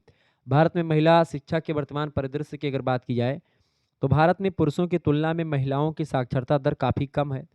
वर्ष 2011 में आप देखेंगे जनगणना हुई थी, उसके आंकड़े अगर आप देखेंगे तो उसमें पता चलता है कि राजस्थान में 52.12% और बिहार में 51.50% में महिला शिक्षा की स्थिति काफ़ी खराब रही है। जनगणना आंकड़े यह भी बताते हैं कि देश की महिला साक्षरता दर लगभग 64.46% है। देश की कुल साक्षरता दर 74% से भी कम है। तो इस तरीके से आप देखेंगे महिला साक्षरता दर जो है वो 64 है और आप देखेंगे पुरुषों की ज़्यादा है। इसके अलावा आप देखेंगे तीसरी बात, बहुत कम लड़कियों का स्कूल में दाखिला कराया जाता है और उनमें से कई बीच में ही स्कूल छोड़ देती हैं लड़कियां। इसके अलावा कई लड़कियां रूढ़िवादी सांस्कृतिक रवैये के कारण से स्कूल नहीं जा पाती। इसके अलावा कई अध्ययनों के अनुसार भारत में 15 से 24 वर्ष की आयु की युवा महिलाओं की बेरोजगारी दर लगभग 11.5% है, जबकि समान आयु वर्ग के युवा पुरुषों के मामले में यह कम है। यानी जो पुरुष हैं वो 9% या 9.8% ही बेरोजगार हैं, जबकि महिलाएं ज़्यादा बेरोजगार हैं। इसके अलावा वर्ष 2018 में राष्ट्रीय बाल अधिकार संरक्षण आयोग की रिपोर्ट जारी की गई। उस रिपोर्ट में कहा गया कि 15 साल से लेकर के 18 साल तक की जो महिलाएं हैं लगभग 40 या 39.4% लड़कियां स्कूल शिक्षा हेतु किसी भी संस्थान में पंजीकृत नहीं है। लगभग 40% लड़कियां स्कूल नहीं जाती हैं, ये 2018 में रिपोर्ट बताई गई। इनमें से अधिकतर या तो घरेलू कार्यों में संलग्न रहती हैं महिलाएं, लड़कियां या तो भीख मांगने के लिए एक प्रकार से जैसे कामों में रहती हैं। तो इस तरीके से अधिकतर महिलाएं घर के कामों में रहती हैं। जो घर के काम में नहीं करती तो आप देखेंगे बहुत सारी महिलाएं भीख मांगने के लिए, जैसे आप देखते हैं कि बहुत सारे जनजातियों में भी ऐसे देखने को मिलता है, ठीक है। इसके अलावा आप देखेंगे कि आंकड़े यह भी बताते हैं कि भारत में अभी भी लगभग 145 मिलियन महिलाएं हैं जो पढ़ने या लिखने में असमर्थ हैं, अंगूठा टेक हैं, ठीक है। इसके अलावा भारत के ग्रामीण क्षेत्रों में शहरी क्षेत्र की अपेक्षा स्थिति और भी अधिक गंभीर है। शहरों में तो लड़कियां पढ़ती हैं लेकिन गाँव वगैरह में नहीं पढ़ती हैं। महिलाओं को शिक्षित करना भारत में कई सामाजिक बुराइयों जैसे दहेज प्रथा, कन्या भ्रूण हत्या और कार्यस्थल पर उत्पीड़न आदि को दूर करने के लिए एक प्रकार से बहुत ज़रूरी है। तो महिला शिक्षा का वर्तमान परिदृश्य मैंने आपको बताया, जो कि एक प्रकार से बड़ा गंभीर है। आपको बता दूं कि महिलाएं जो हैं ये एक प्रकार से आजकल तो पढ़ाई में अग्रणी हो रही हैं, लेकिन बहुत पहले अगर आप देखेंगे थोड़ा सा 10 साल पीछे जाएँ तो लड़कियां स्कूल खुद भी नहीं जाना चाहती हैं, और जाना भी चाहती हैं तो उनके माता पिता नहीं भेजना चाहते, क्योंकि उनको पता है कि भाई महिलाओं के साथ कुछ गलत हो सकता है या तमाम प्रकार के डर शंका बनी रहती है। ठीक है, तो इसीलिए एक प्रकार से जो है नारा भी चला गया बेटी पढ़ाओ बेटी बचाओ का। तो भारत में महिला शिक्षा का वर्तमान परिदृश्य मैंने आपको बताया। दूसरा क्वेश्चन, महिला सशक्तिकरण के लिए दिए गए अधिकार बताइए। महिला सशक्तिकरण के लिए दिए गए अधिकारों की अगर बात की तो पहला अधिकार ये दिया गया है सरकार के द्वारा, समान वेतन का अधिकार, ताकि महिला सशक्तिकरण को बढ़ावा मिले। महिला सशक्तिकरण का मतलब जानते हैं क्या होता है? महिलाओं को शक्तिशाली बनाना, महिलाओं को उनके अधिकार को दिलवाना, महिलाओं को समाज और उनके परिवार में अच्छी स्थिति में पहुंचाना ही महिला सशक्तिकरण होता है। ठीक है, तो महिला सशक्तिकरण का पहला अधिकार जो दिया गया महिलाओं को, दिया गया समान वेतन का अधिकार।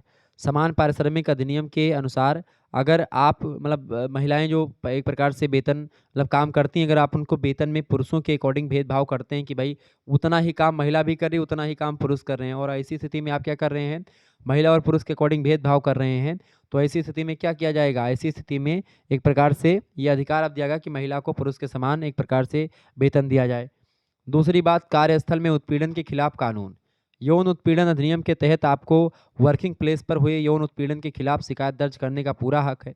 केंद्र सरकार ने भी महिला कर्मचारियों के लिए नए नियम लागू कर दिए हैं, जिसके तहत वर्किंग प्लेस पर यौन शोषण की शिकायत दर्ज होने पर महिलाओं को जांच लंबित रहने तक 90 दिन का पेड लीव दी जाएगी। तो इस तरीके से कार्यस्थल में महिला उत्पीड़न के खिलाफ कानून को लेकर के भी एक प्रकार सजग है सरकार।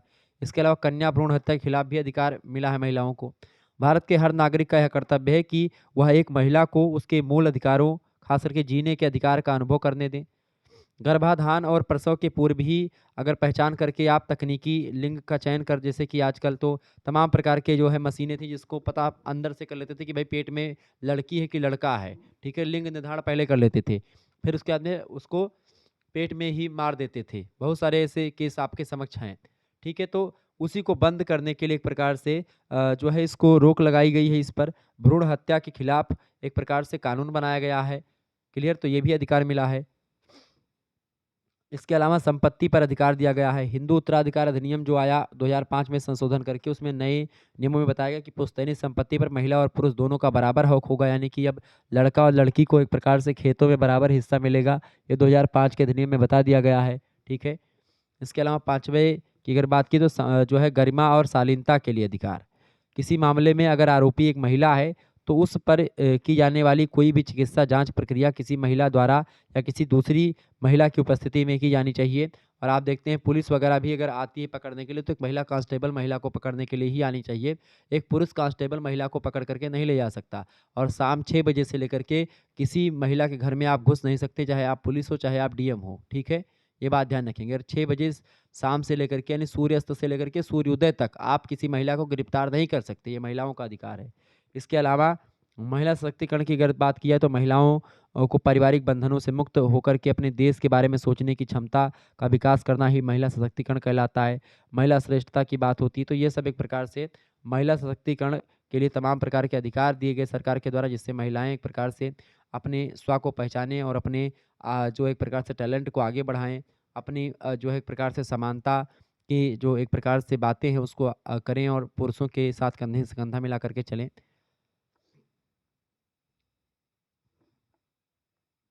तीसरा क्वेश्चन है घरेलू हिंसा के कारण और प्रकार बताइए। घरेलू हिंसा, घरेलू हिंसा की अगर बात की तो महिलाओं पर और जो घर में रहने वाले लोग हैं जो कि एक प्रकार से असहाय हैं उन पर अगर आप अत्याचार करते हैं तो ही घरेलू हिंसा होती है। घरेलू हिंसा की अगर बात की तो घरेलू हिंसा की अगर बात करें तो राज्य महिला आयोग ने कहा कि कोई भी महिला यदि परिवार के पुरुष द्वारा की गई मारपीट या अन्य प्रताड़ना से एक प्रकार से त्रुष्ट है, यानी कि बहुत ज़्यादा डरी हुई है, तो वही घरेलू हिंसा कहलाएगी। घरेलू हिंसा से महिला सशक्तिकरण अधिनियम आया 2005 में, उसमें घरेलू हिंसा के विरुद्ध संरक्षण और सहायता के अधिकार दिए गए। घरेलू हिंसा के कई कारण होते हैं। पहला कारण होता है दहेज की मांग करना। दहेज की मांग से भी घरेलू हिंसा होती है। अगर दहेज मांगा, दहेज नहीं दिया, ठीक है, उस समय दहेज निरोधक अधिनियम 1961 का हवाला दे दिया गया और दहेज नहीं दिया गया लड़की के पिता के द्वारा, तो घरेलू हिंसा लोग करते मारते हैं अपनी पत्नी को। दूसरी बात, स्त्री को आत्मनिर्भर बनाने से रोकना। कभी-कभी क्या होता है, माता-पिता स्त्री को नौकरी करने नहीं देना चाहते। अब जब स्त्री नौकरी नहीं करेगी तो स्त्री कमाएगी नहीं, तो एक प्रकार से या तो आप दहेज देंगे खूब ठुकवा, और या तो क्या हो जाएगा, या तो स्त्री को एक प्रकार से मारेंगे, पीटेंगे वहाँ पर जब जाएगी तब, अगर आप दहेज नहीं देंगे, वैसे करेंगे शादी तो। ऐसे तमाम प्रकार के केस देखने को मिलते हैं। इसके अलावा पुरुषवादी मानसिकता, जो जिसे महिलाएँ हीन समझती हैं, तो इस तरीके से महिलाओं को जो हीन समझती है पुरुषवादी मानसिकता, उसके कारण से भी घरेलू हिंसा होती है। महिलाएँ अगर कुछ बोली, अपने अधिकारों की बात करें, तुरंत मारने-पीटने लगते हैं, तुरंत डाँट देते हैं, गाली दे देते हैं, तो ये चीज़ें। इसके अलावा हिंसा को विवादों को मतलब कि हिंसा के जो विवाद हैं, उनको निपटाने के तरीके के रूप में देखना। इसके अलावा महिलाओं की निरक्षरता, जिसके कारण से उन्हें कानून की जानकारी नहीं है। उनको ये नहीं पता कि हम क्या करें अब ऐसी स्थिति में। उनके पास कई अधिकार होते हैं महिलाओं के, लेकिन वो उसको नहीं अपनाना चाहती हैं, और पारिवारिक माहौल को या एक प्रकार से जो है समाज के रवैये को देखते हुए महिलाएँ अपने आप को रोक लेती हैं कि भाई समाज क्या कहेगा, फलाने का वो कहीं हमार मम्मी-पापा एक बार ब्याह करे न तना मेहनत से, अगर अब्बे हम केहू का कुछ कह दी तो दोबारा ब्याह हुए कि ना हुए, या हमारे मम्मी-पापा कष्ट हुए। इसीलिए बहुत ज़्यादा महिलाएँ जो होती हैं वो सह लेती हैं हर एक चीज़ को। इसके अलावा आप देखेंगे हिंसा के खिलाफ प्रतिक्रिया की निष्क्रियता भी घरेलू हिंसा को बढ़ावा देती है। जो घरेलू हिंसा होती है, एक दिन दारू पी कर के आएगा आपका पति, आपको मारेगा, नहीं बोलेंगे, 2 दिन आएगा, 3 दिन आएगा, तो आप धीरे-धीरे करके आदत पड़ जाती है और आप वही करने लगती हैं। अगर वो 1 दिन मारा, तुरंत आप जो है उसके खिलाफ केस कर दें या पुलिस बुला दें तुरंत 112। मैं ये नहीं कह रहा आप अपना घर बर्बाद कर दें, वैसे बैठ कर के मामला सुलझ जाए तो ज़्यादा ठीक है, अपने पारिवारिक माहौल में। लेकिन अगर नहीं होता, डेली का वही नियम है, तुरंत मिला दो, 112 आ जाएगी तुरंत घर पे, उनको 2-3 4 बार 2-3 लपाड़ लगाएगी, उसके बाद में काम हो जाएगा खत्म, ठीक है?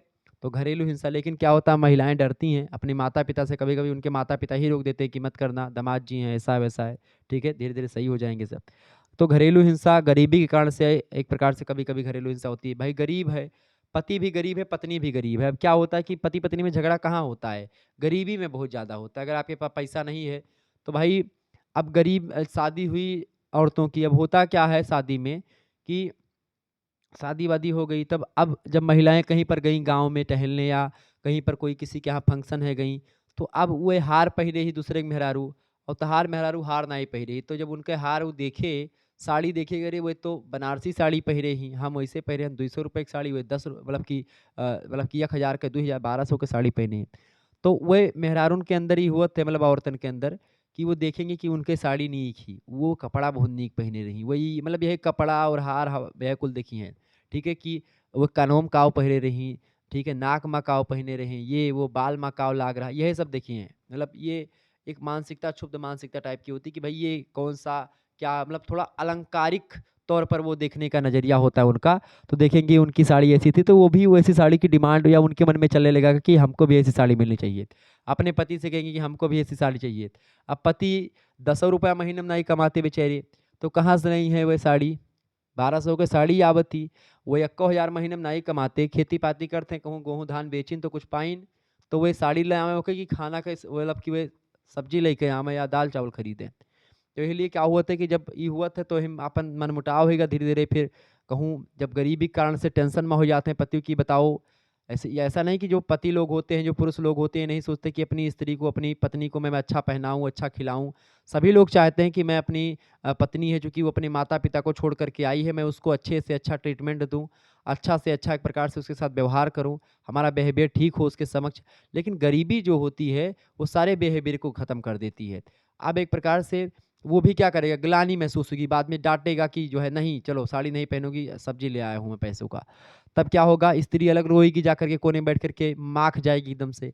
फिर जो पुरुष होगा वो जाएगा अलग, तो सोचेगा कि बताओ हमारी स्थिति मेरे के अपने मेहरारू के एक ठो साड़ी नहीं पहरा पाई। ऐसे सोचेंगे, तो क्या होगा, वो फिर ग्लानि होगी, इससे क्या होगा, दारू-वारू पीने लगेगा पुरुष, सोचेगा अरे चलो दारू ही पी ली थी, क्यों पिला दी? अरे छोड़ो यार, चलो 2 घूँट मार दो, दूसर में नहीं पिलाए, वो खुद ना पिए, चूँकि पैसे नहीं है।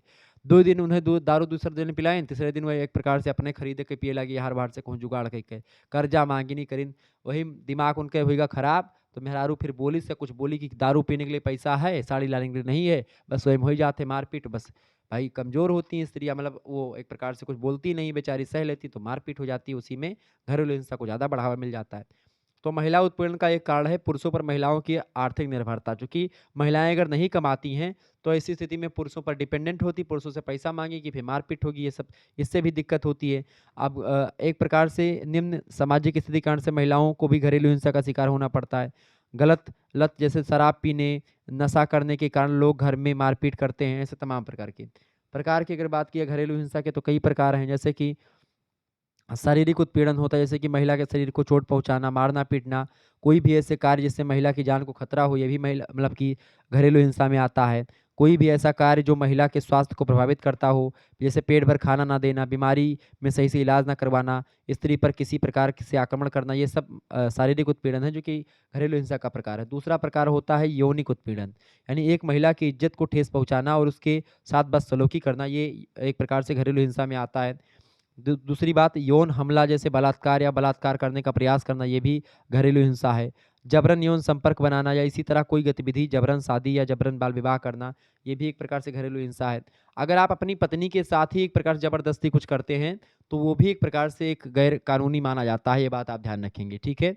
मतलब दोनों की मंजूरी बहुत ज़रूरी होती है किसी भी चीज़ को करने में, ठीक है? अगर दोनों की मंजूरी नहीं, आप ज़बरदस्ती ही एक प्रकार से हर चीज़ होती है, तो उसमें भी एक प्रकार से वो घरेलू हिंसा के तौर पर आता है। परिवार नियोजन विधियों के उपयोग को रोकना, अगर परिवार नियोजन की विधि को रोक रहा मतलब कि रोकना भी एक प्रकार से जैसे परिवार नियोजन का मतलब क्या होता है? जैसे तमाम प्रकार के जो जिससे लड़का ना हो प्रोडक्ट यूज़ करते हैं लोग, तो उनको एक प्रकार से ना यूज़ करना भी एक प्रकार से उसको रोकना कि ये नहीं, ठीक है कर सकती। तो ऐसे भी ये घरेलू हिंसा के अंतर्गत परिवार नियोजन को अगर आप रोकेंगे परिवार नियोजन की विधियों को, तो घरेलू हिंसा मानी जा सकती है। दर्दनाक यौन क्रिया के लिए मजबूर करना, यौन संबंधों से वंचित करना, ये सब भी घरेलू हिंसा के अंतर्गत आता है। इसके अलावा भावात्मक उत्पीड़न होता है। भावात्मक उत्पीड़न में जैसे किसी महिला को किसी कारण से गाली देना, ठीक है, प्रताड़ित करना, अकेला उसको छोड़ देना, उस पर शक करना महिला पर, संतान ना होने या लड़की केवल लड़कियों को जन्म देने पर गाली देना और अपमानजनक बातें करना कि केवल लड़की ही जन्म हो रही है, लड़का नहीं हो रहा है, कमी तुझ में है, ये है, वो दुनिया भर का जो टिम-टाम गाँव वगैरह में खूब होता है इसको लेकर के मारपीट। किसी महिला या उसके किसी भी रिश्तेदार को दहेज या कोई अन्य महँगी वस्तु प्राप्त करने के लिए प्रताड़ित करना, तंग करना कि तुम हमको घड़ी दियो, सोनाटे घड़ी चाहिए अब मैं। ऐसे लोग माँगे अगर, तो वो भी घरेलू हिंसा के अंतर्गत आता है। इसके अलावा बच्चों को प्रतित्व के अधिकारों से वंचित करना, ठीक है? ये सब तमाम प्रकार के आर्थिक उत्पीड़न तमाम प्रकार के होते हैं, पैसा ना देना। जैसे आप देखेंगे एक महिला को साझा घरेलू सामान जैसे पंखा, रेडियो, अलमारी, ये सभी का उपयोग करने से रोकना। आप बोलोगे पंखा अगर आपकी पत्नी कह रही है कि पंखा चलाऊँगी मैं, तो आप कह रहे हैं हमको ठंड लग रही पंखा नहीं चलाना है। अब वही में लेके मार-पीट हुई है, तो वो घरेलू हिंसा हुआ था, ठीक है? महिलाओं को काम करने से रोकना किसी प्रकार का, सब घरेलू हिंसा में आता है। और अन्य घरेलू हिंसों में जैसे कि मान लेते हैं महिला या उसकी किसी रिश्तेदार या दोस्त किसी सहयोगी को धमकाने में या किसी से अगर आपकी महिला बात कर रही तो उसको एक प्रकार से डाँटना, पीटना, तमाम प्रकार के घरेलू हिंसा का प्रकार होता है, ठीक है? आगे देखिएगा अगला प्रश्न चौथा नंबर, ऑनर किलिंग को रोकने में चुनौतियाँ बताइए। ऑनर किलिंग क्या होती है? ऑनर किलिंग जैसे जिसका पत्नी मतलब जिसका लड़का है वही खुद उसको मार दे। ऑनर माने होता है मालिक। यानी इस तरह के अपराध प्रायः गोपनीय रूप से किए जाते हैं और इसके संबंध में आंकड़ों की पर्याप्त कमी है, क्योंकि ऑनर किलिंग के मामले एक प्रकार से सामने बहुत सारे आए हैं। ऑनर किलिंग की अगर बात की जाए तो जिसे समान हत्या भी कहा जाता है, सम्मान हत्या, इसे भारत में अपराध की श्रेणी में रखा जाता है। इसके तहत जब किसी एक परिवार के किसी सदस्य की अपने परिवार अथवा समाज के किसी व्यक्ति द्वारा सम्मान को नष्ट करने या परंपरा को तोड़ने के अपराध में हत्या कर दी जाती है, तो इसको ऑनर किलिंग कहते हैं। ऑनर किलिंग विकृत सामाजिक मानसिकता को बढ़ावा देती है जो सामाजिक न्याय के विरुद्ध होता है, ठीक है? ऑनर किलिंग जैसे अपराध केवल आधुनिक समाज में ही नहीं देखे जा सकते हैं, बल्कि प्राचीन समाज में बहुत ज़्यादा मात्रा में थे। इसे प्राचीन रोमन साम्राज्य से जोड़ करके देखा जाना चाहिए। जैसे पीटर परिवार को अपने घर की महिला को यौन रूप से सक्रिय पाने के अपराध में उसे मारने की अनुमति दी गई थी। तो कुल मिलाकर के ये क्या होता है कि जैसे मान लेते हैं ऑनर किलिंग का मतलब ये कि आपकी पत्नी है, उसने किसी दूसरे के साथ गलत संबंध बना लिया, तो आपने उसकी फांसी लगा करके लटका दिया या उसको मार दिया, गोली मार दी। या ऐसे तमाम प्रकार के केस सामने आते हैं कि खुद ही उसका गला घोट करके मार दिया, उसके अंदर जला-वला दिया जा करके, ये सब ऑनर किलिंग होती है। ठीक है कि अपने द्वारा ही अपने परिवार को नष्ट कर देना। चूँकि समाज में किसी परिवार की प्रतिष्ठा है, अब उस समाज की प्रतिष्ठा को कोई औरत या कोई पुरुष अगर उसको ख़त्म करता है, समाज की प्रतिष्ठा या समाज में एक प्रकार से उसकी जो इज़्ज़त थी अब नीलाम हो गई, इज़्ज़त ख़त्म हो गई, तो ऐसे में जिसने इज़्ज़त उछाली उसको मार देते हैं, उसके घरवाले ही। तो यही ऑनर किलिंग होती है। ऑनर किलिंग को रोकने में कई चुनौतियाँ हैं, ठीक है? पहली चुनौती यही कि जो है दूसरी बात मतलब पहले तो मैंने आपको बता दिया कि जो है गोपनीय रूप से करे जाते हैं और इसके आंकड़े कम हैं, इसलिए इसको एक प्रकार से पुलिस तक कोई नहीं जाते हैं, इसलिए पहली बात। दूसरी बात, स्थानीय पुलिस के सामने इस तरह के अपराध को वर्गीकृत करने में समस्याएं उत्पन्न होती हैं। सामूहिक आधार पर इस तरह के अपराध को घरेलू हिंसा के रूप में वर्गीकृत कर दिया जाता है और इस तरीके से एक प्रकार से इस अपराध में पुलिस भी उतना कार्रवाई नहीं कर पाती, क्योंकि कोई बात सामने सबूत ही नहीं बचता। इसके अलावा प्रशासन पर विश्वसनीयता की कमी के कारण से महिला स्वयं के साथ हुई अपराध की सूचना पुलिस को नहीं दे पाती है और इस तरीके से ये ऑनर किलिंग हो जाती है। इसके अलावा सम्मान के लिए हत्या को रोकने के लिए लोगों में प्रायः शिक्षा का अभाव देखा जाता है। साथ ही लोग रूढ़ियों व सामाजिक बंधनों में जकड़े रहते हैं। इसके कारण से लैंगिक असमानता समाज में व्यवहारिक स्तर पर कट्टर वैचारिकता को जन्म देती है। इसी के फलस्वरूप ऐसी घटनाएं प्रकाश में आती है और लोग एक प्रकार से इस घटना का विरोध करते भी हैं और कुछ लोग दब जाते हैं, बातचीत करके समाज के लोग आपस में निपटा लेते हैं इस सब मामले को। ऑनर किलिंग यही होती है। ठीक है।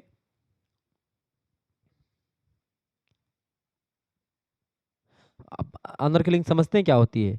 परिवार और किसी भी सामाजिक व्यक्ति द्वारा सम्मान के नाम पर अगर हत्या कर दी जाए तो वही एक प्रकार से ऑनर किलिंग होती है। पांचवा प्रश्न आप देखेंगे, समान नागरिक संहिता क्या है, विवेचना कीजिए। समान नागरिक संहिता आप सभी लोग जानते होंगे समान नागरिक संहिता के बारे में। यूनिफॉर्म सिविल कोड, सबसे पहले मतलब जो है समान नागरिक संहिता की अवधारणा की अगर बात की तो भारत में दशकों से बहस इस पर चल रही है। लंबे समय से कुछ राजनीतिक और सामाजिक सुधार आंदोलन के द्वारा इसकी मांग की जा रही है। यूसीसी कहा जाता है इसको शॉर्ट फॉर्म में, यानी कि यूनिफॉर्म सिविल कोड।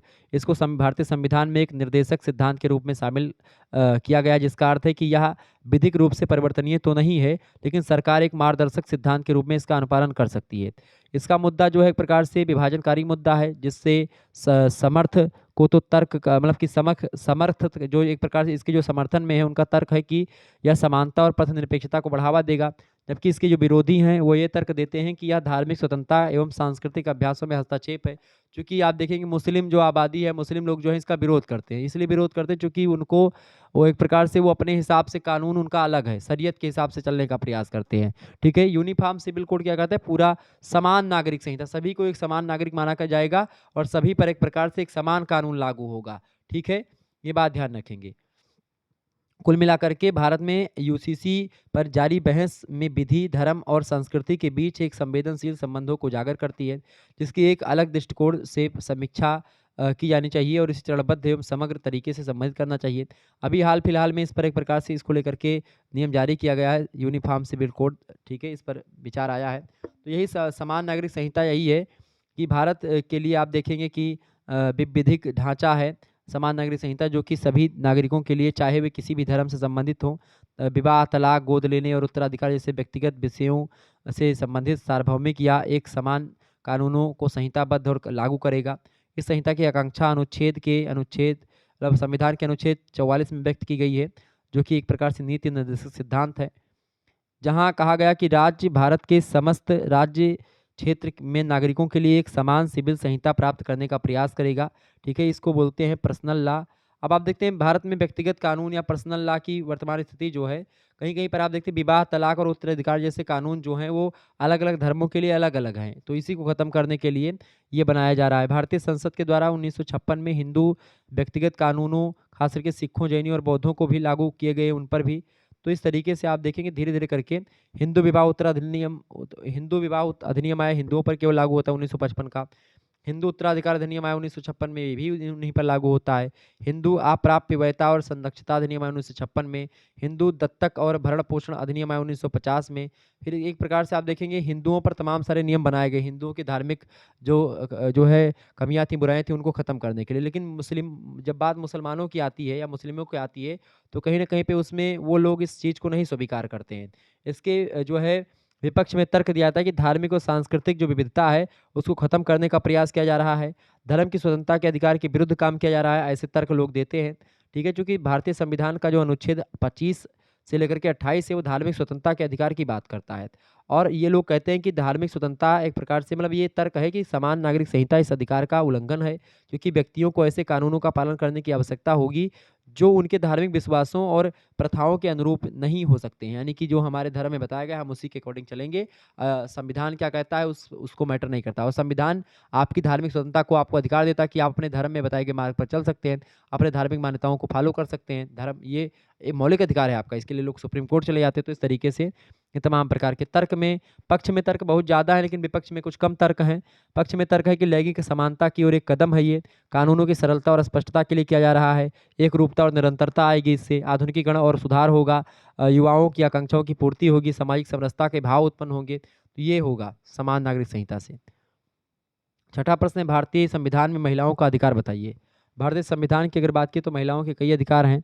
भारतीय संविधान में महिलाओं के अधिकार की बात की तो देखिए कई अधिकार हैं। पहली बात तो मौलिक अधिकारों के अंतर्गत महिलाओं के अधिकार की अगर बात की जाए तो मौलिक अधिकारों में भारतीय संविधान में बताया गया है महिलाओं के अधिकार। दूसरा, राज्य के नीति निर्देशक तत्वों के अंतर्गत भी महिलाओं के अधिकार के बारे में चर्चा की गई है। इसके अलावा मौलिक कर्तव्यों के अंतर्गत भी महिलाओं के बारे में चर्चा की गई, उनके अधिकार के बारे में, और कुछ अन्य अनुच्छेदों में भी महिलाओं के बारे में चर्चा की गई, उनके अधिकार के बारे में बताया गया है। मौलिक अधिकारों में जैसे अनुच्छेद 14 जो है वो कानून के हिसाब से लिंग के हिसाब से कोई भेदभाव नहीं करेगा, यानी कानून के हिसाब से सभी बराबर हैं।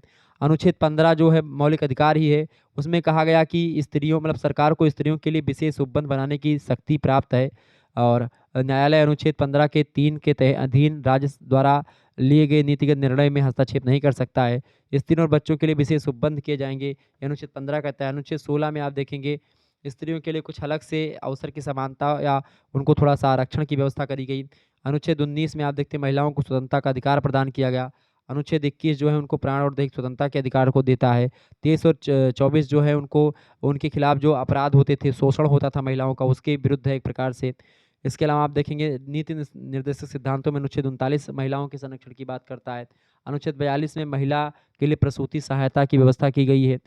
ठीक है, इसके अलावा अनुच्छेद 46 में आप देखेंगे तो अनुच्छेद 46 में जो है राज्य दुर्बल वर्गों की शिक्षा और अर्थ संबंधी स्रोतों की विशेष सावधानी से अभिवृद्धि करेगा, और सामाजिक न्याय और सब प्रकार के शोषण से रक्षा करेगा महिलाओं की और जो वंचित हैं उनकी।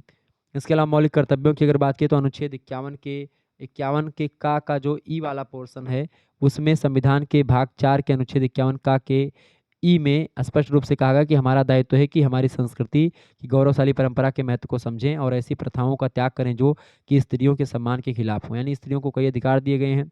अनुच्छेद 243 का दा जो है इसकी बात को कहता है, 325 भी कहता है निर्वाचक नामावली में महिला और पुरुषों को समान रूप से सम्मिलित होने का अधिकार अनुच्छेद 325 देता है। 343 जो है आपको प्रत्येक पंचायत में प्रत्यक्ष निर्वाचन में भरे गए स्थानों की कुल संख्या 1/3 स्थान पर स्त्रियों के लिए आरक्षित रहेंगे। तो इस तरीके से पंचायत चुनाव में हर एक चुनाव में स्त्रियों की सीट के लिए एक प्रकार से बता दिया गया है कि स्त्रियां चुनाव भी लड़ सकती है हर एक मामले में। तो ये कई अधिकार दिए गए महिलाओं को। 7वां क्वेश्चन आप देखेंगे, बढ़िया प्रश्न है। प्रश्न है, हिंदू विवाह अधिनियम 1955 की विशेषताएं बताएं। हिंदू विवाह अधिनियम 1955 की क्या विशेषताएं फटाफट से आप बताने का प्रयास करेंगे। तो हिंदू विवाह अधिनियम की अगर बात की जाए जो 1955 में आया है, इसके कई एक प्रकार से विशेषताएं हो सकती हैं। 1955 में हिंदू विवाह अधिनियम आया, इसकी विशेषताओं की अगर बात की जाए तो कई विशेषताएं हैं।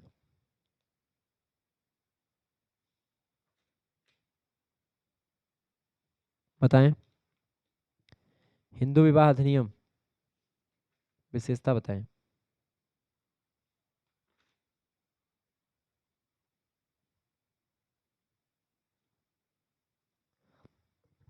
तो हिंदू विवाह अधिनियम जो आया है वो 1955 में आया है। इसमें कई विशेषताएं हैं। जैसे इसमें सबसे पहली बात, द्वि विवाह की मनाही करी गई है। यह कानून एक आदमी को एक समय में कई पत्नियां रखने से मना करता है। अधिनियम की धारा 5 में बताया गया कि एक साथ 2 जीवित पत्नियां आप नहीं रह सकते, ये अवैध है। ठीक है, जिसे द्विविवाह के रूप में माना जाता है। अगर आपके क्या नहीं होता है, लड़का नहीं होता है या आपकी एक पत्नी मर जाती तो ऐसी स्थिति में आप दोबारा शादी कर सकते हैं, बाकी नहीं कर सकते हैं। दूसरी बात, निर्धारित विवाह योग्य आयु, यानी विवाह करने की समय सीमा भी 1955 की हिंदू विवाह अधिनियम के अंतर्गत बता दी गई है कि दूल्हे की उम्र कम से कम 21 वर्ष होनी चाहिए और दुल्हन की उम्र कम से कम 18 साल होनी चाहिए। इसके अलावा तीसरी बात बताई गई कि 1955 के अधिनियम में विवाह के पक्ष की रक्षा करने का इरादा रखता है और वैवाहिक अधिकारों की बहाली 1955 के अधिनियम की धारा 9 में प्रदान की गई है। ठीक है, तो इस तरीके से आप देखें विवाह करने वाले पक्षों की मानसिक स्थिरता पर ध्यान दें। विवाह के समय यदि वे मानसिक रूप से अनुपयुक्त हों तो ऐसे व्यक्ति का विवाह शून्य हो जाएगा।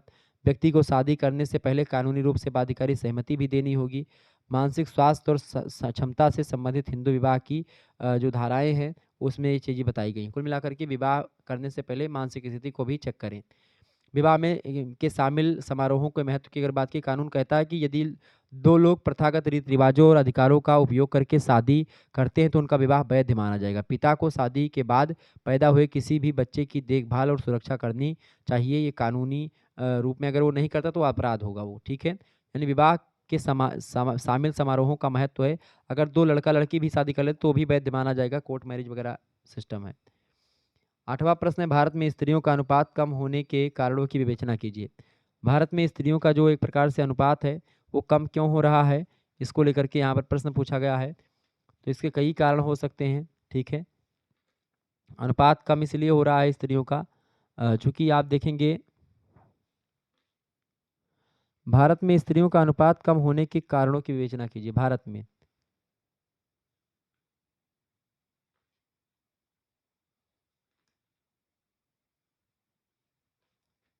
बताएं।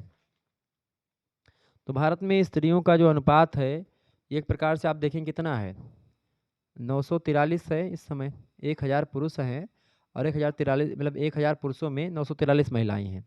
अब यानी कितने लोग बच रहे हैं इसमें से, यानी कि 7 इधर 50 हो जाएगा, यानी कि लगभग 47 लोग। 47 लोग जो है ऐसे हैं जो कि जिनकी शादी नहीं होती, यानी पुरुष फादिल हैं, ज़्यादा हैं। हर 1000 पुरुषों में लगभग लगभग 943 महिलाएं ही हैं। हर 1000 पुरुषों पर 943 महिलाएं हैं भारत में, ठीक है।